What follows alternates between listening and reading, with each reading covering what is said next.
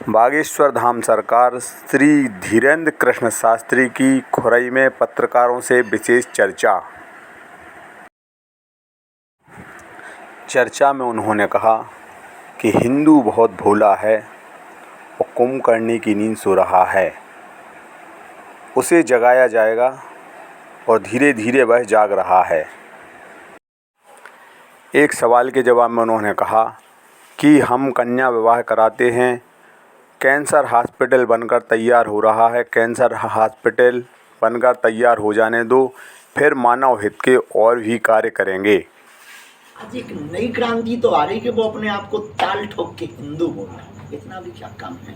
धीरे धीरे समय आएगा, सब सनातनी करेंगे, देखना, हमें भरोसा है अपने आराध्य पर, वो आपकी बात को भी पूर्ण करेंगे। महाराष्ट्री जैसा कि एक क्वेश्चन, महाराष्ट्री जैसे कि आप बागेश्वर धाम में हॉस्पिटल का निर्माण होने वाला है, ऐसी कोई मानव सेवा और जो अगला आप करने वाले हैं? पहले एक पूर्ण हो जाए, निरंतर कन्या विवाह हर वर्ष हो ही रहे, अनवरत अन्नपूर्णा रसोई भंडारा निरंतर चल ही रही, बीच बीच में स्वास्थ्य के कैंपों के माध्यम से क्षेत्रीय लोगों को फ्री ऑफ कॉस्ट निःशुल्क स्वास्थ्य लाभ दिया ही जा रहा है, वाणी के माध्यम से नशा मुक्ति अभियान चलाया जा रहा है, वृक्षारोपण के माध्यम से प्रकृति का बचाने का संकल्प चल रहा है, कथाओं के माध्यम से संस्कृति बचाने का संकल्प चल रहा है।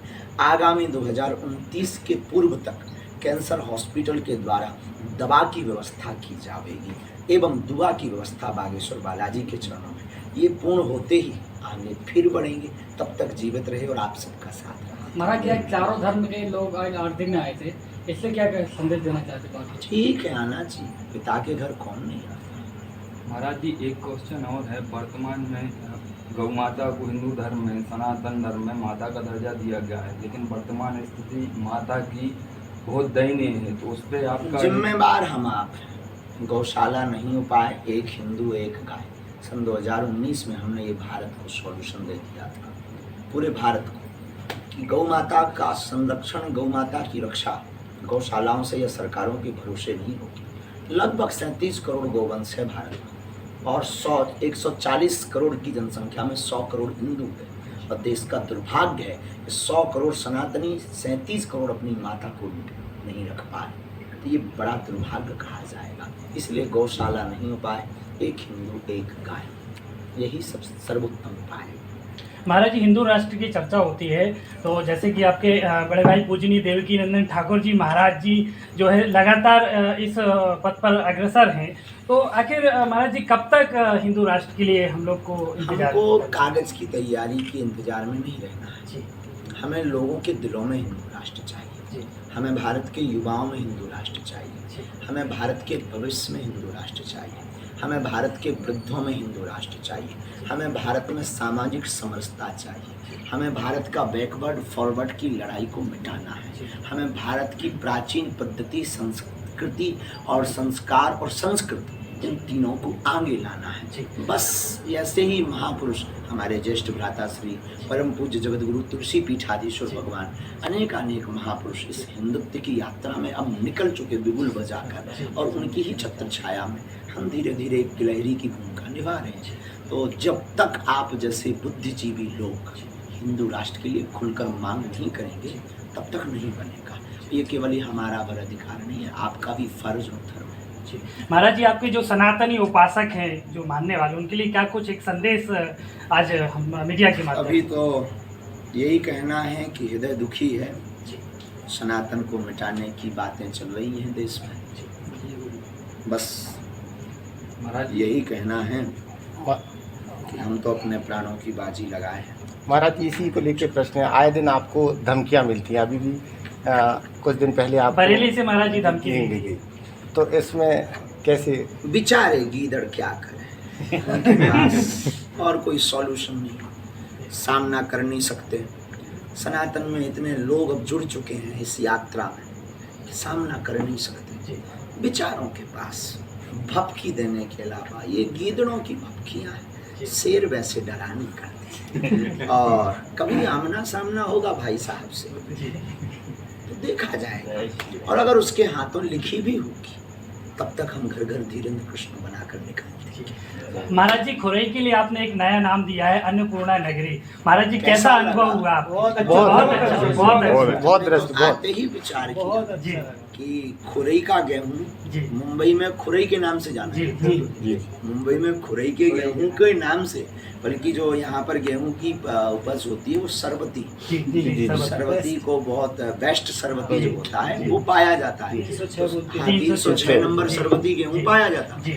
306 नंबर नहीं मंगाते। मुंबई के उसमें बाजारों में खुरई नाम से गेहूं प्रसिद्ध है। इसीलिए माई बाप हमने इस खुरई को अन्नपूर्णा नगरी कहा है।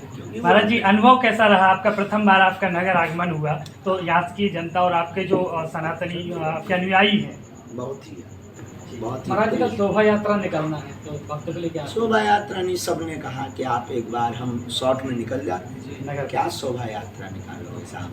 उन्होंने कहा कि आप नगर से होते हुए चले जाएं, हम लोगों के दर्शन कर लेंगे, उन्हें इच्छा होगी तो हमारे कर लेंगे। लोगों ने आपके कहने से लहसुन और प्याज एकदम से बेचारे बेचने वालों के मादे पड़ गए पेट के, तो ऐसा ही कोई संदेश आप ऐसा दीजिए महाराज जी के। दारू बेचने वालों के लिए ऐसे मादे पड़ जाए साहब, क्या कहना, फिर तो क्रांति ना हो जाए, भूज मैं गंगा स्नान करूँ।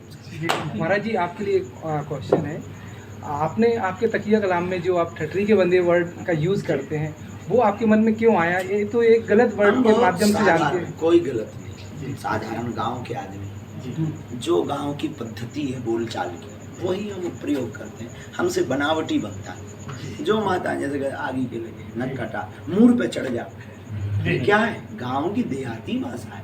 तो हमें ये लगता है कि परदेश में भी हम देसी है। कहीं ऐसा तो नहीं कि माँ के द्वारा जो गाली दी जाती ठटरी के बंदे, लेकिन उसका उद्देश्य नहीं होता, माँ को डांटना होता है। पहली बात तो ये सभी जो समाज के और पंथ बन गए हैं, एक दूसरे को मारने काटने लगे, हिंदू ही।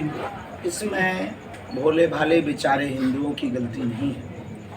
प्रायोजित तरीके से देशी और विदेशी अनेक रणनीतिकार हिंदुओं को तोड़ने का अंग्रेजी नीति का प्रयोग कर रहे हैं। फूट डालो और राज करो। भोले भाले हिंदू बहक जाते हैं, मजहब में, पंथ में, बातों में ब्रेन ब्रॉस हो जाता है।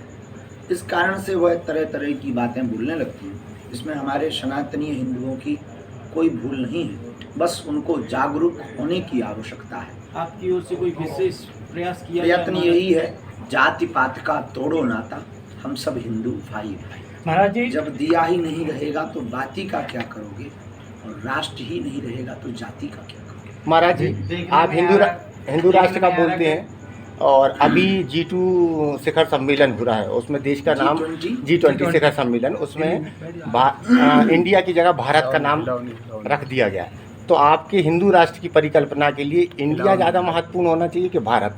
आप देश को किस नाम से देखते हैं? अब इस पर कुछ भी बोलेंगे तो विवादित स्थिति बनेगी। भारत प्राचीन नाम है, अंग्रेजों ने आकर के उसको इंडिया नाम से संबोधित किया, बस इतना ही कहना है।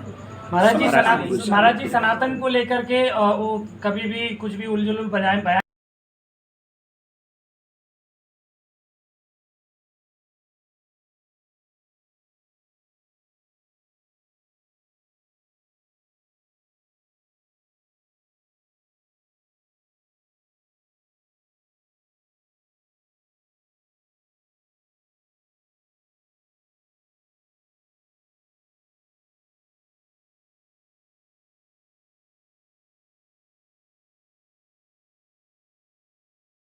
आती है, आखिर सनातनी के जो उपासक है ये कब तक ऐसा मतलब जब तक ये कुंभकर्ण की भांति सोए रहेंगे, जब तक एकजुट नहीं होंगे, तब तक तुम्हारे ही देश में, तुम्हारे ही घर पर, तुम्हारी परमपिता को, तुम्हारे पिता को ये अनाप शनाप बोलेंगे, ये कोरोना बताएंगे, ये यहाँ तक कि इनको कैंसर बताएंगे, अनेक अनेक बीमारियों के नाम से तुलना करेंगे। बस दुर्भाग्य इस बात का है कि हिंदू सुन करके भी चुप है।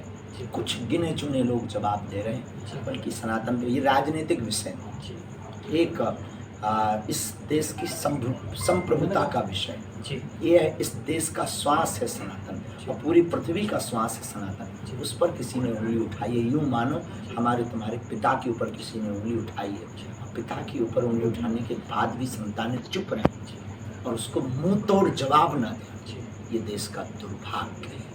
महाराज जी, आपके लिए क्वेश्चन है, सनातन धर्म के लिए आप बहुत कुछ कर रहे हैं, लेकिन शिक्षा की दृष्टि से देखा जाए तो जो पुरानी पद्धति दी गई है, जो अकबर के समय की जो शिक्षा पद्धति हमारे लिए बच्चों को पढ़ाई जा रही है, सनातन धर्म की शिक्षा पद्धति क्यों हमारे बुक्स में अपडेट नहीं हुई? धीरे धीरे बदलाव होगा, एक साथ हम बहुत करेंगे तो बिखर जाएंगे। पहले हमें लोगों के दिलों में हिंदू राष्ट्र जगाना है। अभी कल तक तो लोग हिंदू